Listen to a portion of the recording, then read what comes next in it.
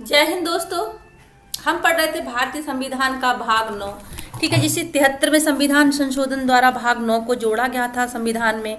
ठीक है, आर्टिकल आपका 243 से स्टार्ट हो जाते हैं संविधान के भाग 9 के आर्टिकल्स। पंचायत हमने सभी कंप्लीट कर लिए हैं।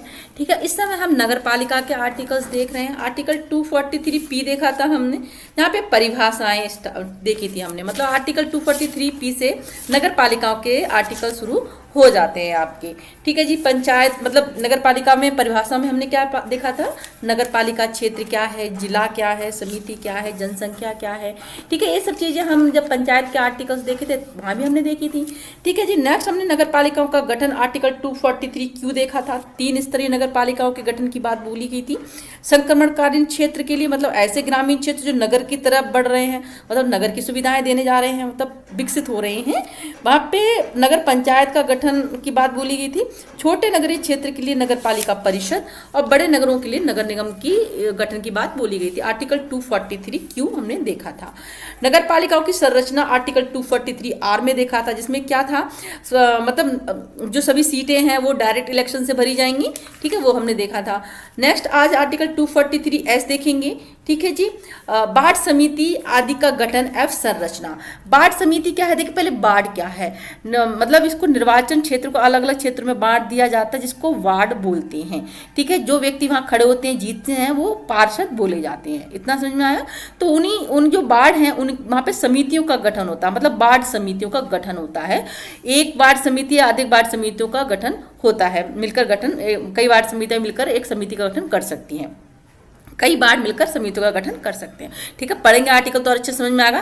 देखिए आर्टिकल 243 भारतीय संविधान के 74वें संविधान संशोधन नगर पालिका एक्ट 1992 का हिस्सा है, जो नगर पालिकाओं को संवैधानिक रूप से मजबूत बनाता है।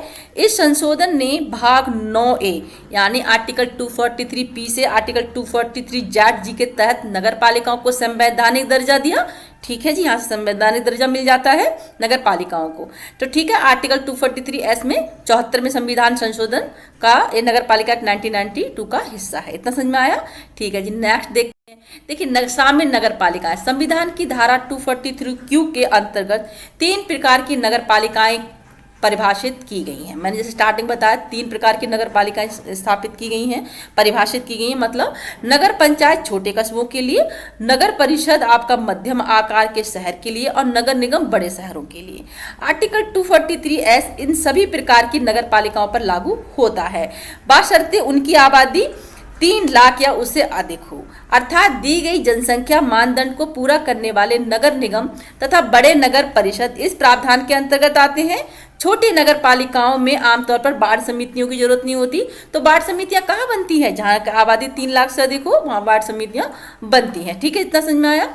ठीक है, अभी देखिए अनुच्छेद 243 का मुख्य उद्देश्य है जनसंख्या 3 लाख या उससे अधिक आबादी वाले शहरी क्षेत्रों में स्थानीय स्तर पर नागरिक सहभागिता को बढ़ाना है और पारदर्शिता सुनिश्चित करना है। इसके अंतर्गत क्या होता है, बड़ी नगर पालिकाओं में वार्ड स्तर की समितियां बनाकर आम जनता और निर्वाचित पार्षदों को स्थानीय विकास योजनाओं और सेवाओं में की समीक्षा में शामिल किया जाता है।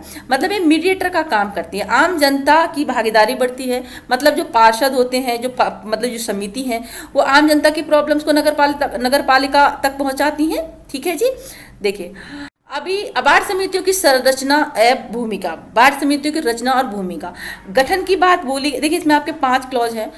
आर्टिकल 243 का क्लॉज 1 में गठन की बात बोली गई है। यदि किसी नगर पालिका की जनसंख्या 3 लाख या उससे अधिक है तो उसके प्रादेशिक क्षेत्र में 1 या अधिक वार्डों को मिलाकर वार्ड समितियां बनाई जाएंगी। तो वार्ड समितियों के गठन आर्टिकल 243 के क्लॉज 1 में बोला गया है, ध्यान में रखिएगा। यदि किसी नगर पालिका की जनसंख्या 3 लाख या उससे अधिक है तो उसके प्रादेशिक क्षेत्र में 1 या अधिक वार्डों को मिलाकर क्या बनेगी, समिति बनेगी। ओके, संरचना और क्षेत्र देखते हैं। देखिए आर्टिकल 243 के क्लॉज 2 में क्या दिया है, राज्य विधानमंडल विधि बनाकर प्रत्येक वार्ड समिति की संरचना और उसके भौगोलिक क्षेत्र को निर्धारित कर सकता है। साथ ही उसमें सीट भरने की प्रक्रिया भी तय की जा सकती है। तो ठीक है, राज्य विधानमंडल कानून बनाकर प्रत्येक वार्ड समिति की क्या संरचना और उसके भौगोलिक क्षेत्र को निर्धारित करता है। ठीक है, तो भौगोलिक क्षेत्र का निर्धारण राज्य विधानमंडल करेगा विधि बनाकर। ठीक है जी, जिसमें सीट भरने की प्रक्रिया भी वो तय कर सकते हैं। ठीक है जी, सदस्यता देख लीजिए, आर्टिकल 243 एस के क्लॉज 3 में सदस्यता दी गई है। वह नगर पालिका सदस्य जो किसी वार्ड समिति के अंतर्गत आने वाले क्षेत्र का प्रतिनिधित्व करता है, स्वतः ही उस वार्ड का सदस्य हो जाएगा। ठीक है, नेक्स्ट देखते हैं। ठीक है, सदस्यता आपकी समझ में आ गई। ठीक है, नेक्स्ट देखिए, इन समितियों की भूमिका स्थानीय समस्याओं और उनके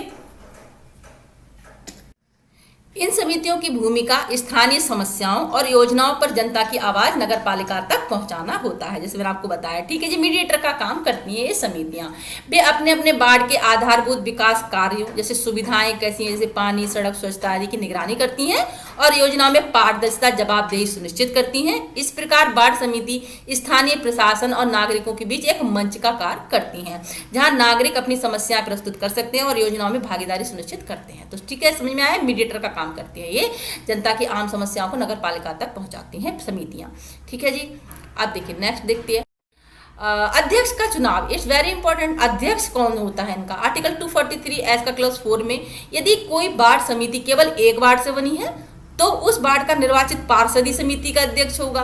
यदि समिति दो से अधिक वार्डों की है तो क्या होगा, तो उसमें एक सदस्य को सदस्यों के बीच में चुनाव कर अध्यक्ष बनाया जाएगा। अपने बीच में से ही सदस्य चुन लेते हैं।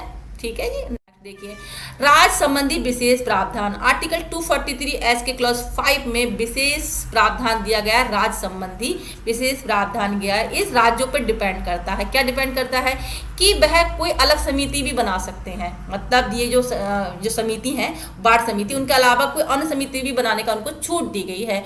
आर्टिकल 243 एस के तहत कुछ प्रावधान राज्यों को अतिरिक्त अधिकार देते हैं। धारा 243 एस के 5 के मुताबिक राज्यों को वार्ड समूह के अतिरिक्त अन्य समितियां भी बनाने की छूट दी गई है। जैसे हमने यहाँ उदाहरण दिया है, पश्चिम बंगाल में कोलकाता नगर निगम अधिनियम के तहत बोरो कमेटी नामक इकाइयां बनाई गई थी जो संविधान के प्रावधानों के अनुरूप वार्ड समितियों के बराबर है।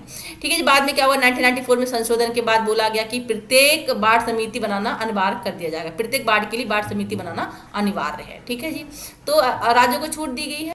ठीक है, वार्ड समिति की बैठकें, देखिए यहाँ पे क्या है, मीटिंग्स वगैरह की बात है और देख लेते हैं हम।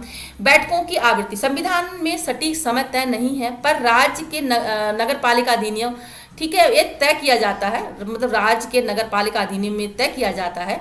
ठीक है जी, बैठकें कैसे होंगी, अधिकांश राज्यों में वार्ड समिति की बैठकें मासिक आधार पर होती हैं, 2 महीने में एक बार भी होती हैं। कुछ राज्यों में न्यूनतम 6 बैठकें होती साल में, अनिवार्य है। अध्यक्ष क्या करते हैं, बैठक बुलाते हैं, संचालन के जिम्मेदार होते हैं। ठीक है, कार्यवाही लिखी जाती है और नगर पालिका को भेजी जाती हैं। ठीक है जी।